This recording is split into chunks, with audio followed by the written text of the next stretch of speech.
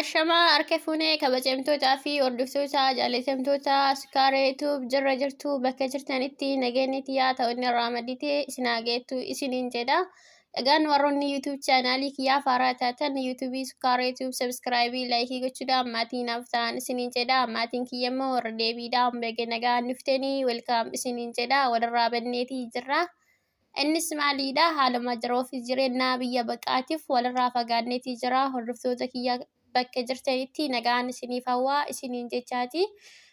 Har'a maal qabadheetiin dhufee wantuma social media kana irra deddeemamaa jiru irraa dubbachuu barbaadeeti. Dubbachuu illee hin barbaanne wanti akkanaa dubbachuuf illee hin tolu, dubbachuuf illee hin bareedu waan ta'eefi dhiisneetuma irra tarra jennee turre. Garuu immoo gaafa itti qabnee ilaallu dubbiin dheeratee dubbiin fagaatee jira waan ta'eefi obsuu fi dhoksuu hin dandeenye waan ta'eefi dubbachuu qabnaa jechuudha. Kanaafiyyuu warroonni ijoollee karaa gaaris ta'e karaa badaas ta'e kan marra'aa jiru, ijoollee shamarranii kan maqaa balleessaa jiru, ijoollee shamarranii kan xiqqeessaa jiru, ijoollee biyya harabaa kan gadi qabaa jiru, ijoollee dhiiraa akka ta'e hundi keenyayyuu guutumaan guututti ni beeknaa jechuudha. Kanaafiyyuu maaliif guutumaan guututti ta'e gaafa jennu ijoolleen dhiiraa gaafa jaalatan, gaafa viidiyoo kooliin dawwalaniif, gaafa viidiyoo waraaban, gaafa viidiyoo naa waraabi naa ergi jedhaniin waaqa 99 walitti qabanii lakkaa'aniitti siifin du'a, siifin kaa, siifif midhaan na dhooggaa, siifif bishaan na dhooggaa, siifin du'a, siifin maarree taajanii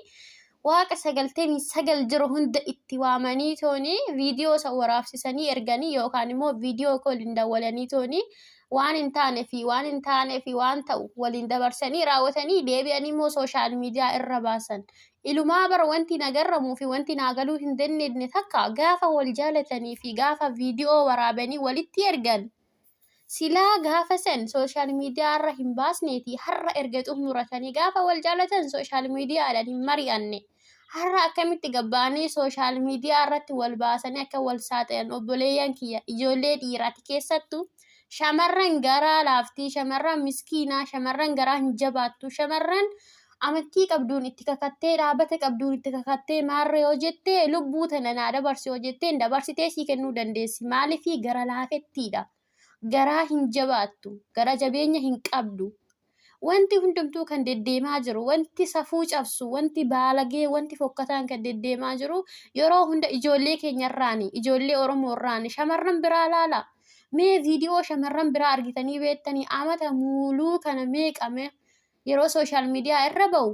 Sooshaal miidiyaa irratti viidiyuma baalagee, viidiyuma hin taane, viidiyuma ijaan arguu hin tolle kuni kan ijoollee Oromooti malee kan saba biraa miti. Yeroo hunda maaliifi sabni biraa yookaan nu irra amala qabaatee yookaan nu irra safuu eeggatee miti. Garuu isaan wal shaffanuu, wal dhoksuu maarree jedhu. Kennammoo gaafa wanta fedhu san fedhee irraa argatee raawwate gaafa galma gahate fuudhee toonii sattaruu hin beeku salphisa. Sooshaal miidiyaa irra baasee akkuma ofii baalagee ta'e san ofii waaqa jiru itti waamee amantii qabdu kakachiiseeti viidiyoo kana waraabsisee harkaa fuudha. Maaliifii jaalatte, jaalala dhugaa jaalatte waan ta'eef lubbuu tana hin wareegamtiifi jechuudha. Garaa laaftiif waan ta'eefi kanaaf jedheeti harkaa fuudhee viidiyoo suura ishee harkaa fuudheeti har'a gaafa quufee raawwate sooshaal miidiyaa irratti baasee sattaruu dhiisee akkanatti sooshaal miidiyaa irra oofaa jira jechuudha.